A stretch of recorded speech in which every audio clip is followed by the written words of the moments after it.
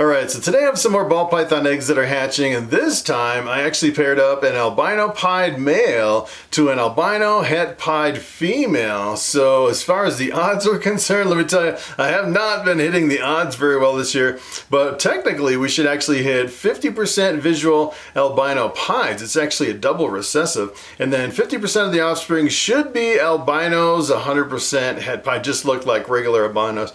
And as a matter of fact, I actually did this pairing about 3 years ago, and out of all those eggs from that previous clutch, I only had one visual albino pied. I got crushed by the odds that time around. And kind of the interesting thing about that is I actually cut those eggs open and I did a YouTube video, and I was selling snakes at one of my local reptile shows, and someone came up to my table at the show and said, "Hey, I saw your YouTube video and I know you have an albino pied female."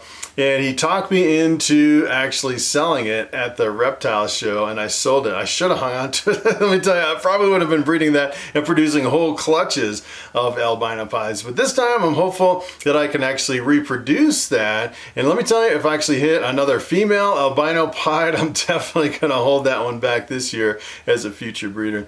So the first thing I want to show you is the parents. The parents are kind of interesting. I actually got a really high white albino pied male that I bought as a hatchling. He's been a really good breeder, and I actually bred that one to my albino. And my albino female that I used for this pairing is kind of unusual. It has some interesting colors and patterns.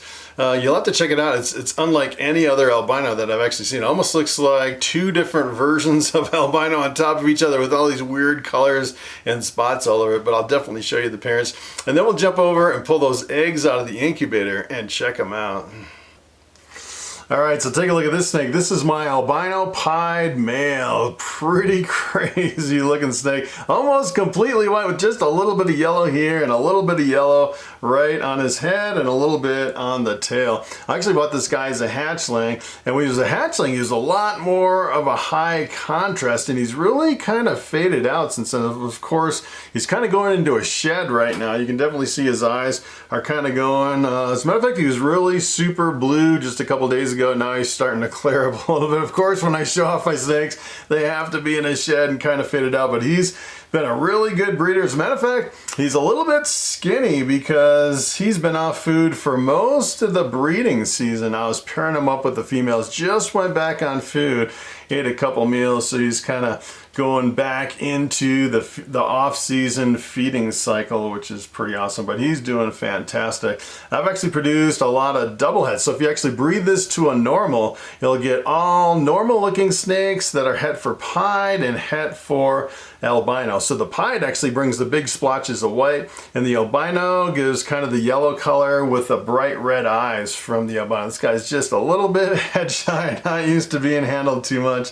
Little bit jumpy, plus he's going into shed, so he really can't see very well either, but he's a really beautiful snake. Alright, so take a look at this snake. This is my albino 100% het pied female, and kind of the interesting thing about this is she has a really interesting color and pattern. So if you actually look at the kind of the color, she has like this bright yellow as far as the background, and then she has kind of this orangish yellow kind of laid up on top of that, and then she has this really bright white in the background. And kind of the weird thing is when I breed this to something else, she produces regular looking albinos. It's not really reproducible as far as this kind of a two-tone yellow, where you have like a really bright yellow and then kind of this orangish yellow. So that's kind of interesting. Makes me wonder if it's like, you know, two different types of albinos on top of each other, which I've never actually tried to breed it to, you know, like a different type, like a lavender albino or something like that. It could be like a two visual different albinos, which I had never really considered. Of course, if you actually look at her eyes are bright red. Usually with some of your other albinos, sometimes the eyes can kind of change color. So maybe just a kind of an unusual example of an albino, but it's kind of weird that I really can't reproduce this two-tone yellow. Alright, so here's my egg box fresh out of the incubator. Let me tell you, my incubator was completely jam-packed full of eggs. As a matter of fact, I wasn't sure if I was going to get any more eggs in the incubator. This year I had 114 eggs, and those include the slugs and everything. I think I'm going to end up with about 100 hatchlings, which is kind of crazy. And on this one, I know for sure there's actually a bad egg. And I've been leaving the bad eggs in with the good eggs. And you can definitely see there's a bad one right off the bat. And that one, I would say is definitely not gonna hatch. That bad one, take a look at that bad one. That is pretty ripe there. And I've seen a lot of breeders, I'd say most breeders actually will keep the bad ones in with the good ones. Sometimes you can get some really super moldy ones and they'll still hatch, but I can guarantee that that one is not gonna hatch. So what I'm gonna do, I don't even wanna touch that one. I'm gonna actually completely take that one out. I guarantee that one is not gonna hatch.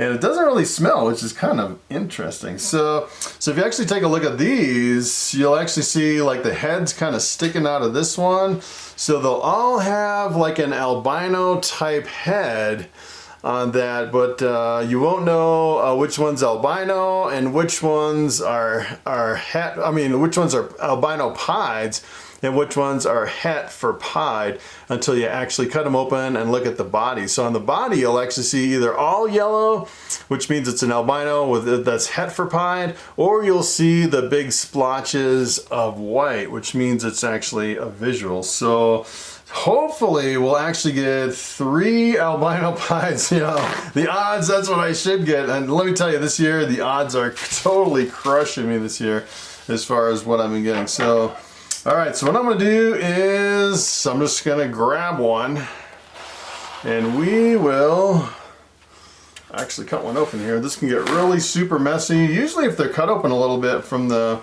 ball python kind of cuts it open a little bit with their egg tooth. Usually it's not too messy. So I'll zoom you in a little bit there and then we'll take a look at this one. See if we get, it's either gonna be an albino or an albino pied. And when I first started in this, albino pieds were selling for like $1,500, which is kind of crazy. Now they've come way down. I noticed someone on Morph Market, looks like they have multiple female albino pieds. They're producing like huge batches of albino pieds, which kind of drives the price down on the albino pieds. So looks like on this, so sometimes it's kind of hard. Sometimes they can be a really low white, and you won't know it until they completely come out all the way. But take a look at that. That looks just like, let me adjust my light a little bit here so you can see it. But that looks, to me, that just looks like a regular albino. And let me tell you, the albinos are, even if it's not the pieds, the albinos are a lot less expensive.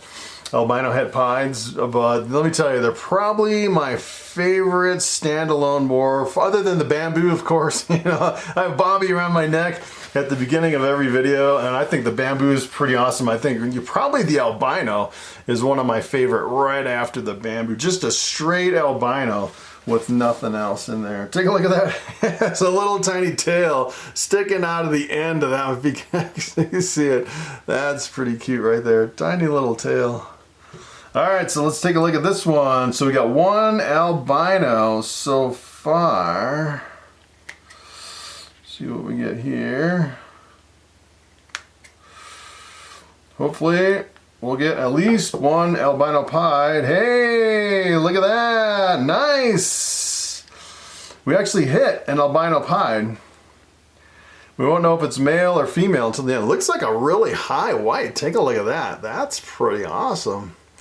Really super high white. As a matter of fact, I've actually seen that a lot of people would say that on most of your pieds, sometimes it's unpredictable as far as a high white or a low white. But I've actually seen people breed high whites to high whites, and they end up with a majority of a really high white pied, which is pretty interesting. All right, so we're at 50-50. Good odds so far. That's the average. That's what it should be, 50-50. But you never know. Sometimes you can flip one way or another, depending on the clutch of eggs. All right, so let's see what this one looks like. This one's gonna be pretty messy since it hasn't been opened yet.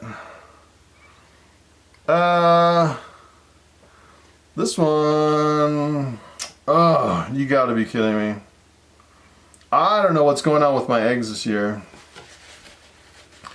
This has got to be like the, I've had quite a few of these where they almost fully develop in there and then they die right in the egg. This looks like an albino, but it looks like that it died, which is the first time I've ever really experienced it. All the other years I haven't really experienced snakes dying in the eggs. I think that's maybe like my 4th or 5th one, which is kind of the weirdest thing. I don't know what would cause that. That's really unfortunate. All right, so let's take a look at this one. Hopefully this one's not cut open either. This one's the same way. Oh, that's kind of maddening. I don't know what's going on with some of those. This one looks like another albino pie. Look at that. That guy's like got veins and everything all around. Looking really good though. Nice bright eyes. The really high white albino pied. Nice. 2 albino pies. That is awesome. All right, so that's kind of the bummer about breeding any animal.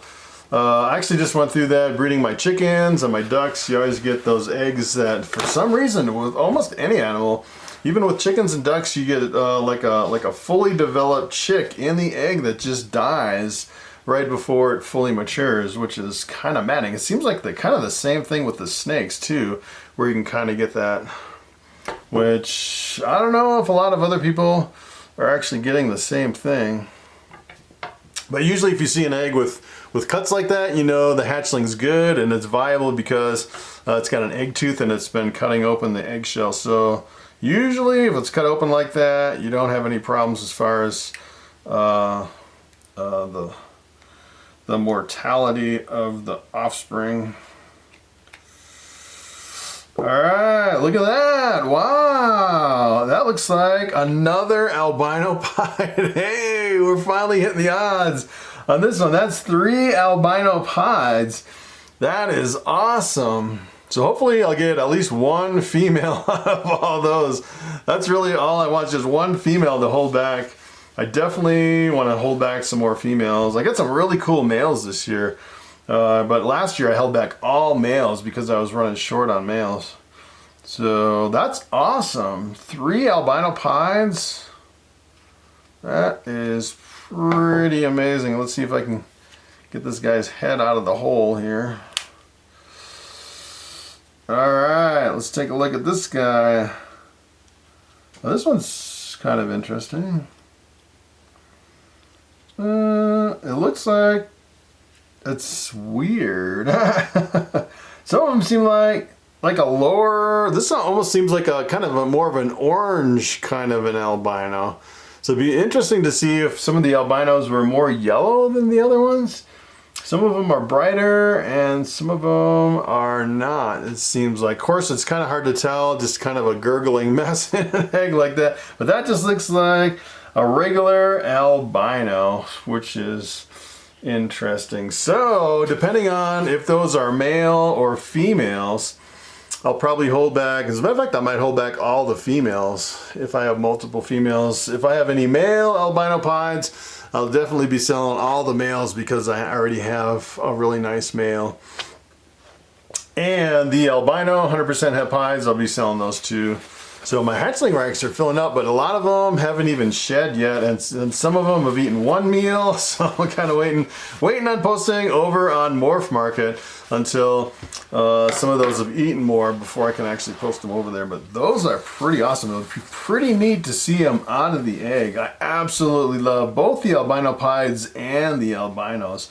Pretty awesome. I'm definitely happy with that, other than I had 1 moldy egg and 1 that didn't make it. So I'd say as far as my mortality, as far as if you actually look at the moldy eggs, the ones that develop and then die in the egg, and all the slugs, the infertile eggs, I'm shooting right about 10% that I'm losing this year, which seems pretty high.